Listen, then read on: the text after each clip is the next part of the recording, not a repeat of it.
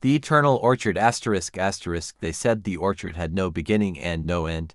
It stretched beyond the reach of sight, bathed in a light that never dimmed, where every leaf shimmered with its own quiet pulse, like a heartbeat woven from sunlight. To most, it was only a story, a myth, whispered by wanderers who had seen its glow on the edge of dreams. But to Alrin, the orchard was not a legend. It was home.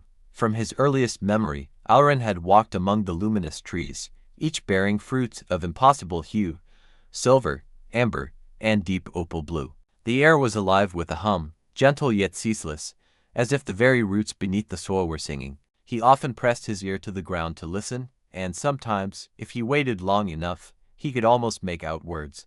"Listen," his mother used to tell him, her voice soft as wine through branches. "The orchard speaks in echoes of what has been and what will come. But you must not seek to understand it too soon. The trees reveal their truths only to those who wait." She was gone now, vanished one dawn when the light shifted in color, turning from gold to pale lavender. Alrin never found her, though her pendant, a crystal seed bound in silver thread, remained on the roots of an ancient tree where she once knelt. He kept it with him, close to his chest, feeling the faint warmth it carried, like a pulse of something that remembered. As the years stretched, a strange stillness began to grow across the orchard. The songs beneath the soil dimmed, the light of the leaves dulled. Even the fruits, once radiant, hung heavy and quiet, as though the world itself had drawn in a long, trembling breath. Alrin noticed it first when he touched one of the trees. Its bark, once warm, felt cool, not lifeless, but weary. He whispered a prayer, as his mother had taught him. May the roots remember, may the branches forgive. Yet when he finished, the hum did not return. That night, he dreamt of a shadow among the trees. It moved like smoke, graceful and silent, yet the ground withered where it passed. Alrin followed it in the dream, calling out, but the more he ran, the farther it drifted. When he woke, his heart was racing, and his pendant burned against his chest. By dawn, he saw a tan, unfamiliar tree at the horizon. That was impossible. Every tree in the orchard had been known for generations, each one sacred and recorded in song. Yet this one was black as glass, and its branches reached the sky in sharp, fractured lines. He hesitated before approaching. The air around it trembled, heavy with something both familiar and foreign. He placed a hand on its bark, and a whisper slid into his mind. "Do you remember?" He stumbled back, clutching the pendant. The voice was neither gentle nor cruel. It was ancient, layered, as though 1,000 voices spoke through one mouth. That night, the dream returned. Only this time, the shadow spoke. "You tend what is fading," it said, "but you do not ask why it fades." Alrin stood within his dream, surrounded by trees that shimmered like glass. "Because the light is dimming," he replied. The shadow tilted its head. "And what is light, if not the memory of darkness?" When he woke, his breath misted the air. The orchard, once eternal spring, now carried a chill. The fruits cracked under frost, and the once glowing leaves fell like ash. Alrin knew he could not stay. Whatever was happening had roots deeper than his understanding. He would have to find the heart tree, the first of all trees, the one said to hold the memory of creation. It was said the heart tree grew at the orchard's very center, though no one had ever found it. Many believed it was only a symbol, a story meant to remind the caretakers of their purpose. But Alrin believed differently. His mother had told him once, "The heart tree does not hide, it waits." He walked for what felt like days beneath fading light. The hum of the roots weakened until it vanished completely. And yet, faintly, through the silence, he began to hear something else, a pulse. Slow, deep, rhythmic. Not from the earth, but from within himself. The pendant around his neck glowed softly in answer. At last, he reached a clearing. The sky here was darker, the air thicker. In the center stood a single, enormous tree, its trunk pale as moonstone, its roots weaving in spirals that pulsed with faint light. He fell to his knees. The heart tree was real. He approached slowly, reverently. The closer he came, the stronger the pulse grew, until it matched the beating of his heart. When he touched its bark, a flood of vision surged through him, faces, skies, storms, laughter, endless time collapsing into one breath. He saw the orchard's birth, light pouring from the heavens, seeds falling like stars, roots intertwining until the land itself awoke. And then, he saw its future branches breaking, light fading, shadows rising from beneath. The vision ended with a whisper. The cycle must turn. Alrin staggered back, gasping. "Cycle? What cycle?" he cried. The voice replied, softer now, almost sorrowful. "When light forgets its shadow, both must fade. Restore the balance. or the orchard will sleep forever. He fell to the ground, trembling. How? But the heart tree said no more. Its light dimmed until only the faintest glow remained, pulsing like a dying ember. For the first time, Auron felt true silence. Not the kind that comes from peace, but the kind that comes from absence. He sat there for a long time, and sure how long, hours, maybe days. The pendant at his neck began to flicker, its light syncing with the tree's heartbeat. He understood then it wasn't just his mother's keepsake. It was a seed, a part of the orchard itself. The whispers returned, faint and fragmented. You must carry it. The realization chilled him. The light that once belonged to the heart tree was fading because its essence needed to move to be planted anew. The orchard was not dying. It was changing. It needed rebirth. Auron stood, his hand shaking as he held the pendant. It pulsed once more, brighter now, as though it knew what was to come, but where to plant it. The land was vast, endless, and somewhere, beyond the horizon, he could feel the pull of the shadow he had dreamt of, the one that spoke of balance. Perhaps it was not his enemy. Perhaps it was the missing half of what had been lost. As he began his journey toward the horizon, he noticed something strange. The trees he passed seemed to awaken slightly, their leaves trembling as if whispering encouragement. The hum beneath the soil returned, faint but growing. The orchard was watching him. And so he walked through fading light, through silence, through uncertainty toward the place where light and shadow would meet again. Each step felt heavier, as if the world pressed down upon him, testing his resolve. But within the weight, there was meaning, the kind his mother once spoke of. That true harmony was never found in what endured, but in what transformed. At the edge of the orchard, where the last rays of light met an expanse of shimmering dusk, Auron saw it again, the shadow from his dreams. It stood waiting, no longer distant. You came, it said. I had to, Auron replied, his voice steady. The orchard is fading. The shadow tilted its head, its form rippling like water. It is not fading. It is remembering. He held out the pendant. Then help me make it remember. The shadow extended what might have been a hand. Their fingers met, light and darkness touching, neither consuming the other. The pendant flared, flooding the horizon with blinding brilliance. The ground trembled, roots awakening, songs returning. The trees shimmered, their leaves igniting with new color, brighter than ever before. When the light subsided, Auron stood alone once more. The shadow was gone, or perhaps it was now part of him. He looked around. The orchard was alive again, yet different. The fruits now carried patterns of both light and dusk, the air rich with a new harmony. The balance had been restored, but only for a time, for deep within his heart, Auron knew the cycle would turn again. And when it did, another would have to walk the orchard's path, carrying the seed of what was and what could be. As he looked toward the endless horizon, the pendant now empty around his neck, a single leaf drifted down, glowing softly as it touched the ground. And for the first time, the orchard sang not with sorrow, but with renewal. The dawn came softly, though the light that touched the orchard was different now, warmer, slower, like a breath taken after weeping. The leaves shimmered with hues unseen before, their veins streaked with both gold and indigo, as though day and twilight had chosen to share one sky. Auron woke beneath a canopy of this reborn world, the air trembling with a low, melodic hum. It was the song of renewal, but it carried an undertone of faint, an easy rhythm that spoke of something incomplete. The pendant that once pulsed with light was now clear as glass, cool against his skin. He turned it over in his hand, feeling the absence within it like a hollow note in a song. He thought the cycle was restored. Yet the more he listened, the more he felt it, the imbalance lingering beneath the beauty. The orchard had been reborn, but rebirth always came with memory. And some memories did not rest easily. He began to walk again, the roots whispering underfoot. Each step drew faint echoes, voices of the past threading through the present. The heart remembers, they murmured, but memory has weight. By midday, he reached a river that had never been there before. It wound through the orchard in shimmering strands, reflecting not the trees above but the stars that had not yet risen.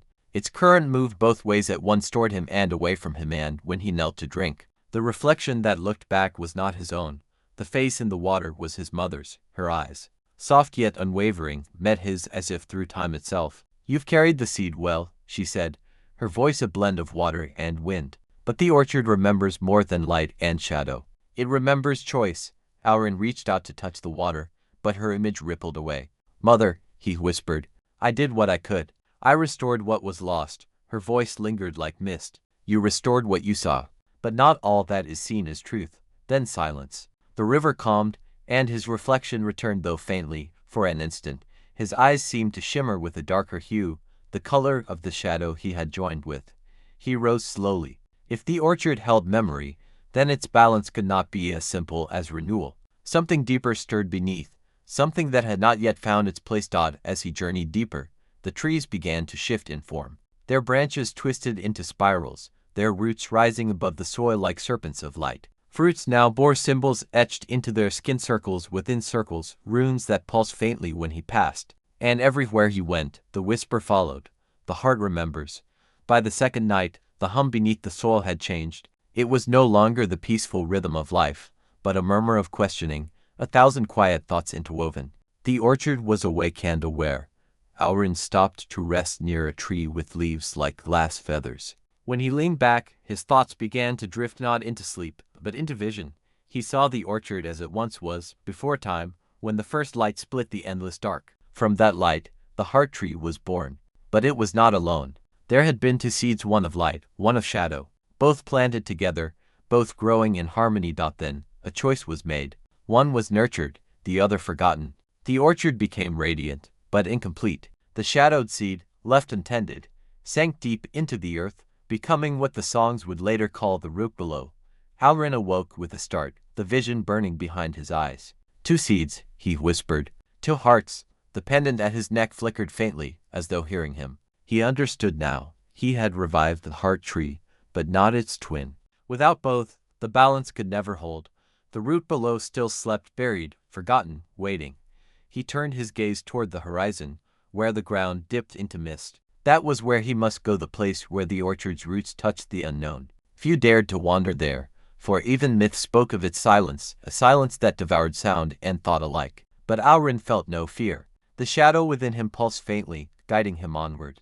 The journey took him through the orchard's oldest regions, where the trees leaned close as though listening. The air thickened, heavy with scent and memory. He could feel the past here, alive and restless, brushing against his skin like unseen branches. On the third day, he reached it. The ground fell away into a vast hollow, a valley woven from roots thicker than towers, glowing faintly with a dull, inner light. At its center, the earth opened like a wound, revealing a spiral staircase of stone descending into darkness. Above it hung no stars, only a slow, rhythmic pulse of blue light that seemed to come from beneath the world. He began to descend.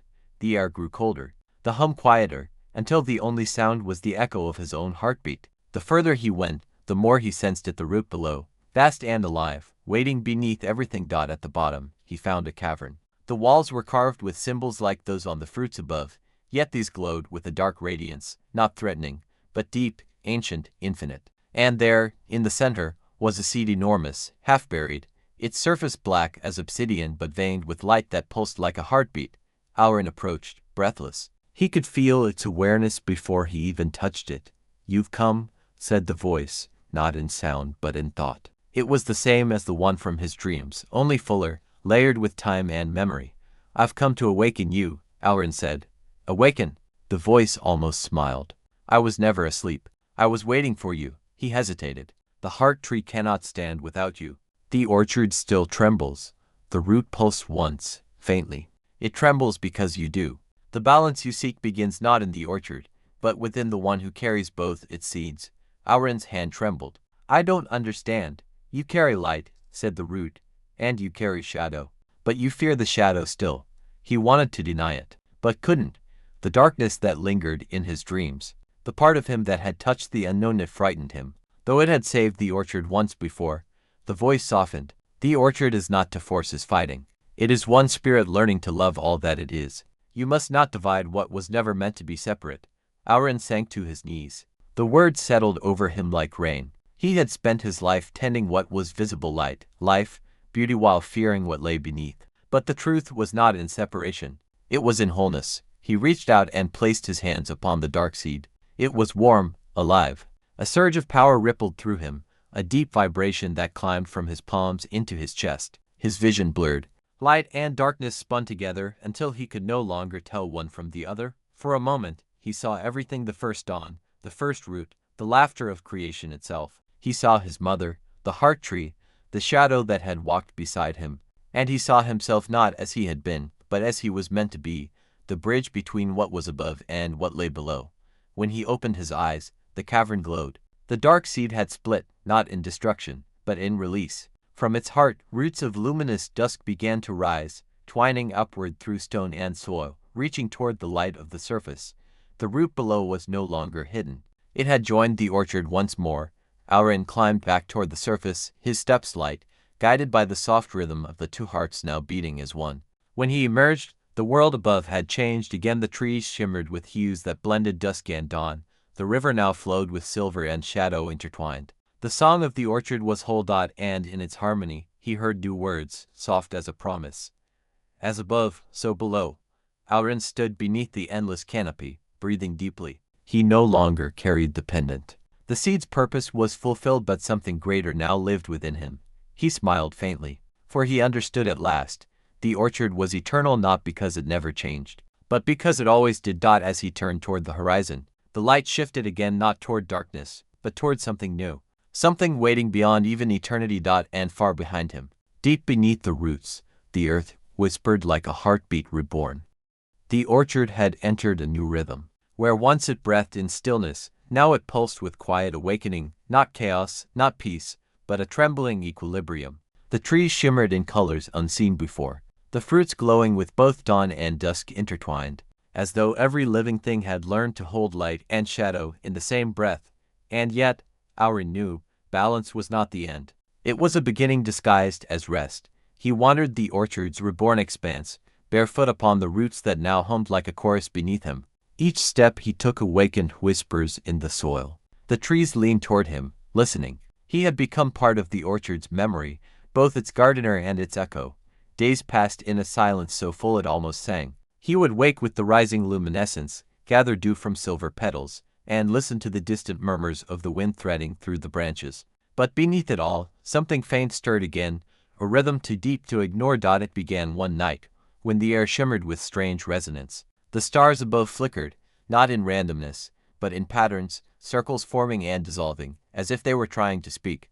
The trees reacted first. Their leaves turned upward, trembling. The hum in the roots deepened, echoing through the soil like a heartbeat slowed to listening. Auron placed his hand on the nearest trunk. A pulse met his touch, not the orchard's, not his own, but something else. It felt older, beyond the memory of creation. Then he heard it. A voice woven through silence, soft yet vast. The orchard is awake. But are you, child of roots? He froze. The voice carried neither warmth nor warning. It simply was. Eternal, indifferent, inevitable. Who speaks? He whispered. The leaves shivered. The light dimmed. I am the space between what grows and what fades. The one who remembers what even the roots forget. The words vibrated through his bones. You are part of the orchard. I am what the orchard was before it was light. The stillness before the first seed dreamt of breaking open.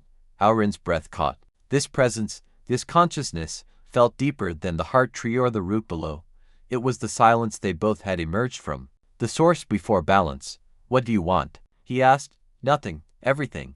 The same thing that all living things want, to be seen. Auron hesitated, his hand still pressed to the trunk. The orchard was vibrant now, alive beyond imagination. Yet it had begun to mirror him, responding not to need but to awareness. He wondered if the source had always been there, waiting for the moment when the orchard could finally look inward enough to see it. The voice came again, softer now, almost within him. You have joined what was divided. You have restored what was lost. But restoration is only the return to the beginning. The true path begins when you ask what lies beyond harmony. He swallowed. Beyond harmony. What could that be? Freedom. The word struck him like a wind through fire, sudden, burning, pure. Freedom. The idea had never existed here. The orchard lived in eternal cycles: growth, balance, decay, rebirth, perfection within repetition. But if it were to change, truly change, it would have to break the pattern. It would have to evolve beyond eternity itself. He looked around. The trees, the rivers, the glowing soil, everything was so perfectly whole that it began to feel heavy, too still, too resolved. Is that what you want? He whispered. To break the cycle. The voice laughed, not cruelly, but with ancient amusement. It is not I who wants. It is you. You are the orchard now, and your questions shape its form. Auron's heart tightened. He remembered his mother's words. The trees reveal their truths only to those who wait. But now, waiting felt wrong. Stillness was no longer wisdom, it was fear. He gazed at his reflection in a pool of light between roots. His eyes shimmered into hues, gold and twilight, and in their reflection, the horizon bent. For the first time, he saw beyond the endless orchard, a faint outline of something vast, something shifting just outside existence. The voice whispered once more, "Go where the roots end."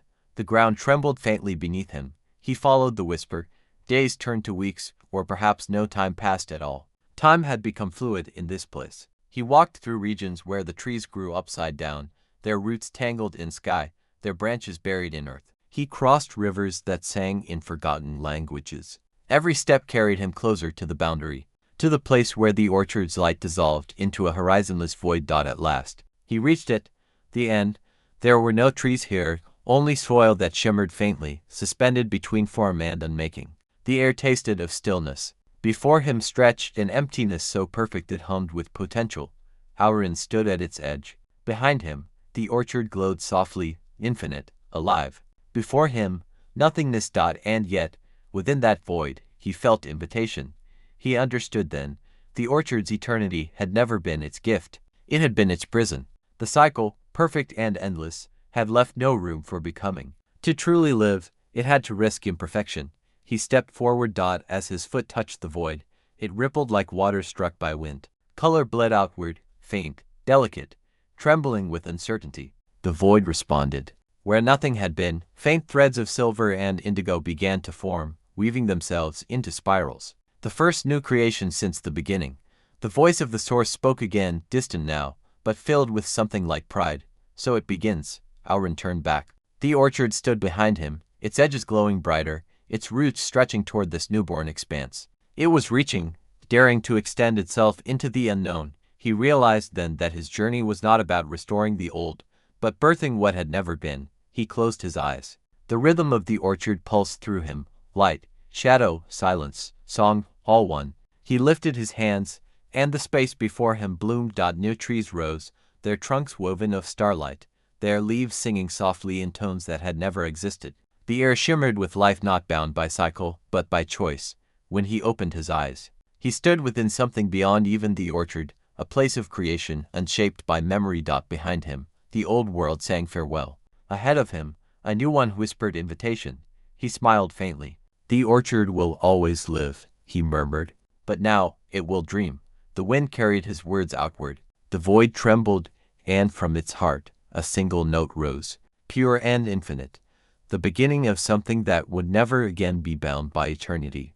And somewhere, deep beneath all that was and all that would ever be, the first seed of freedom took root. The light that bloomed beyond the orchard did not burn or blind. It shimmered like a memory trying to take shape, uncertain, alive, trembling between form and dream. Auron stood within it, no longer certain where his body ended and where the new world began. Every breath he took created ripples across the unseen air, small awakenings that unfolded like petals into being. He had stepped beyond eternity, and yet eternity followed him. Behind him, the orchard glowed at the horizon, its roots stretching into this newborn expanse like fingers reaching into an untouched sky. The hum of the roots was no longer song but heartbeat, deep and resonant. The orchard was alive, yes, but now it hungered to grow beyond what it had always been. Auron felt that hunger within himself. It was not greed but longing, the same ache that once made light reach for shadow, that made creation reach for its own reflection. He lifted his hand, and the air shimmered. Shapes began to emerge from the nothing, streams that wound upward, flowers that bloomed midair before dissolving into starlight, mountains made of translucent glass. But they were not steady. The moment he looked away, they flickered and vanished, as if uncertain whether they were allowed to exist. "You are creating with memory," said a voice, soft, feminine, familiar. He turned. She stood a few paces away, radiant yet transparent, woven of the same shimmering light as the air around them. His breath caught. "Mother." Her eyes were calm, endless as twilight. "A memory of me," she said gently. "But even a memory can speak if the heart listens." He stepped closer, every part of him yearning to embrace her, yet the distance between them never closed. "I've brought the orchard beyond itself," he said, his voice low. "It's alive. It's free." Her expression softened. "Freedom is a beautiful word, but do you understand it?" He hesitated. "Freedom," she continued, "is not merely the absence of order. It is the courage to face what was hidden by it. You've carried the balance of light and shadow, but beyond balance lies choice. And choice will test you more deeply than any silence or song. Her words echoed like rain falling through eternity. I thought I was finished, Auron whispered. That the orchard's awakening was the end. There are no ends, she said. Only transformations. And each transformation demands its own price. He wanted to ask what she meant, but her image began to fade, scattering like dandelion seeds in wind. Mother. Her voice lingered, no longer sound but thought. When creation begins to dream, it must also learn to wake. Then she was gone. Auron stood alone once more. The air pulsed faintly around him, as though echoing her departure. He turned back toward the new world, the space he had just breathed into existence. It stretched wider now, vast and shimmering, but something about it unsettled him. The shapes that formed were beautiful but unstable. They changed too quickly, twisting into new forms before they could root themselves in meaning. He realized then what his mother's words meant. The new realm was dreaming, but dreams without anchors can unravel. He needed to give it more than imagination. He needed to give it truth, and truth, he knew, was born from story. He knelt upon the luminous ground and pressed his hand to the soil. It was warm, trembling, like skin remembering touch. Let there be memory, he whispered. The ground shimmered. From beneath his palm, a pulse of energy spread, not light, not shadow, but a third color, something that seemed to shift with every heartbeat. Shapes began to take form again, but slower this time, steadier. A wind stirred, the first true whine of this newborn realm. He watched as trees began to rise from the soil, not like the ones of the old orchard, but different. Their trunks curved like question marks, their leaves humming faintly in multiple tones at once. They were alive not only in body but in thought. One of them turned its branches toward him. Its leaves rustled softly, forming words in rhythm. What are we? Auron smiled faintly. You are what I once was, the part of the orchard that dares to ask. The tree pulsed faintly. And what are you now? He paused. I don't know. The leaves shivered. Then we will learn together. Auron felt a warmth spread through him, a deep connection that went beyond creation, companionship. This was not a world made by command, but by conversation. Every element that formed here seemed to ask why, and every answer he gave shaped the land further. As he walked through this expanding space, rivers began to hum his questions, mountains whispered back his doubts, and stars flickered in rhythm with his thoughts. He was no longer gardener or keeper, he was participant. Co-creator. But with each new birth, something else began to stir, faint, distant, unformed. At first, it was only a ripple, a small distortion in the horizon, but as the realm grew, the ripple grew with it. Auron began to feel its pull, not hostile, but magnetic, familiar. One night, as he rested beneath the new trees, he heard it again, the same deep voice that had once guided him through shadow. You've brought light into the unknown, Auron. But remember, what awakens in light must also cast a shadow. He opened his eyes. Before him, on the edge of the horizon, stood a shape, tall, dark, fluid. Not the old shadow he once faced, but something new. It bore his outline. He rose slowly. Who are you? The figure smiled. I am what you left behind, my past. It shook its head. Your reflection. The part of you that questions what happens when creation begins to desire. Auron frowned. Desire? The reflection stepped closer, its form shimmering like smoke and mirror. You gave this new realm thought, purpose, beauty. But what happens when it wants more? When it learns that even freedom has hunger? The air trembled. Around them, the new world flickered, trees bending, rivers faltering, stars dimming. Auron's pulse quickened. You're saying I've planted desire into creation? The reflection smiled faintly. Not planted, revealed. You cannot give freedom without awakening longing, the longing to become more than what is given. Auron looked around, at the trees that now whispered to one another, the rivers that murmured not prayers but dreams. He realized they were beginning to imagine, to create without him, and for the first time, the thought frightened him. He turned back to his reflection. Then what am I meant to do? Nothing, it said simply. You wanted creation to be free. Now you must let it be. But what if it forgets the orchard? The reflection's eyes softened. It already has. That is the price of all beginnings. The ground beneath them shimmered, pulsing with the rhythm of two worlds colliding, the eternal and the new.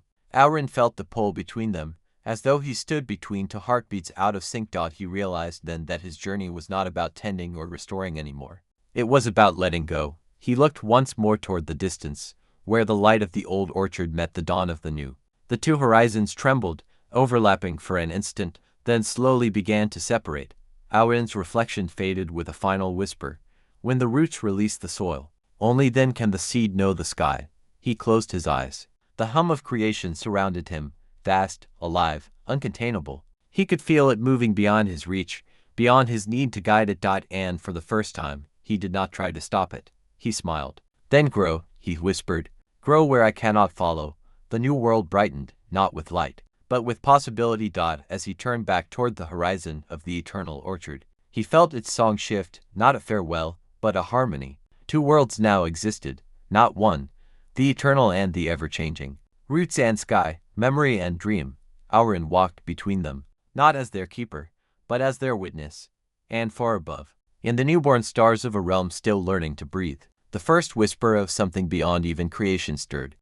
They said the orchard had begun to hum. It was not a sound one could trace to any source, not the wind, not the branches, not even the luminous fruit that still glowed faintly in their endless twilight. It was something beneath it all, like the pulse of the world remembering itself. When Alara first felt it, she thought it was the echo of her own heartbeat. But the rhythm was older, deeper, like a whisper from the roots below the soil. She stood among the silver leaves, her fingertips brushing the air, and for the first time since her arrival, she realized the orchard was not waiting, it was awakening.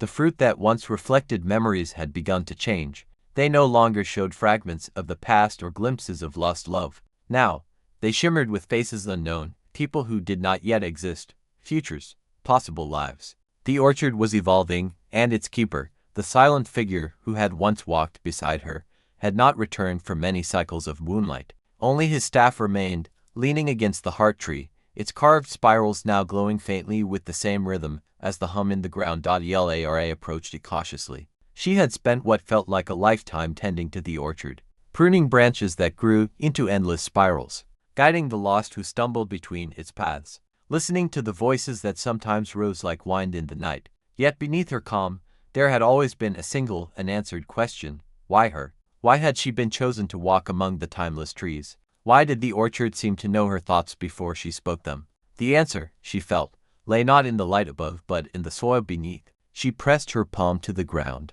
closing her eyes. The hum deepened, resonating through her bones, and suddenly she saw roots like rivers of light, winding through an unseen world, carrying memories, emotions, entire lifetimes between them. Each root was a story, and each fruit a fragment of someone's forgotten dream. She saw herself among them, a thread of luminous essence woven into the orchard's infinite tapestry. She was not apart from it. She was of it.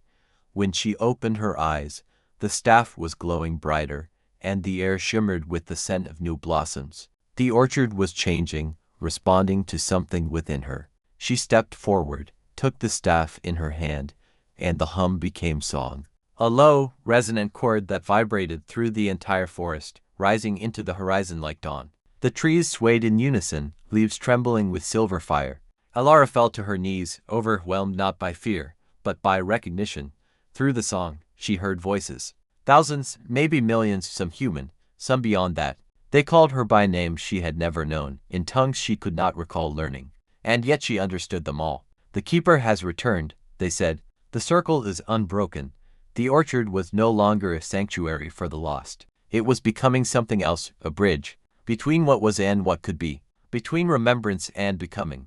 For days, or what might have been mere moments, Lara wandered beneath the canopy as the orchard continued to transform. The sky itself seemed to ripple. Constellations shifted, stars drifted lower, as if drawn to the light below. The fruit pulsed like hearts, each beat a story forming, breaking, and reforming anew. Some of the fruit fell softly to the ground and, where they landed, new trees sprang up instantly, their roots intertwining with the old. Growth had no season here anymore. Everything was happening at once. But then came the shadow. Not darkness, for nothing in the orchard could truly be dark, but absence. A stillness that crept between the songs, swallowing the sound. Alara turned toward it and saw, in the farthest reach of the grove, a figure standing perfectly still beneath a pale tree whose branches had not yet bloomed. It was the keeper, or rather, it was what remained of him. His eyes were closed, his skin faintly translucent, and from his chest grew a single vine that wrapped around the barren tree behind him. The vine pulsed gently, feeding the tree what little essence it could. Alara approached slowly, heart aching with recognition. "Why didn't you return?" she whispered. His voice came not from his lips but from the orchard itself, carried on the hum of the roots. "Because I never left," it said. "I became what I was meant to tend. You, too, were chosen not to guard, but to join." Alara looked around. The orchard seemed to lean closer, listening. "Join? The orchard grows from those who choose remembrance," the voice continued. "Every keeper, every soul who tends its heart, becomes part of it. It is not a prison, but a promise. The fruit of memory, the soil of renewal. You came here seeking meaning beyond your fleeting years. Now you are the meaning that remains." She felt tears rise, though they shimmered like fragments of light before falling. The thought of eternity no longer frightened her. It felt like breathing for the first time, but deeper. She looked down at the vine connecting the keeper and the tree, and without hesitation, placed her hand upon it. The hum surged into a crescendo. The barren tree began to bloom, blossoms of liquid gold and light unfurling in an instant, releasing a scent that filled the air with warmth and memory. The keeper smiled faintly before dissolving into a cloud of radiant dust, merging with the roots below. Alara stood beneath the blooming tree, and her reflection shimmered on the petals, but it was not her face anymore. It was hundreds of faces, layered through time, all smiling, all one. She felt her form lighten, her feet barely touching the earth. The orchard accepted her, and as she exhaled, she understood what her purpose had always been: to remember, to renew, to be the bridge between what fades and what begins. As her body dissolved into light, the orchard thrilled brighter than ever before. Its glow reached beyond its borders, spilling into forgotten lands, into dreams, into the hearts of those who still looked for something they could not name: hope, perhaps, or home. And from that day on, travelers who stumbled upon its edge swore they heard a voice among the trees, a soft, melodic whisper that spoke in tones older than language. "Nothing truly ends here. All that is remembered blooms again." The orchard shimmered, endless and alive, and somewhere within its light, Alara's laughter lingered, the eternal echo of becoming.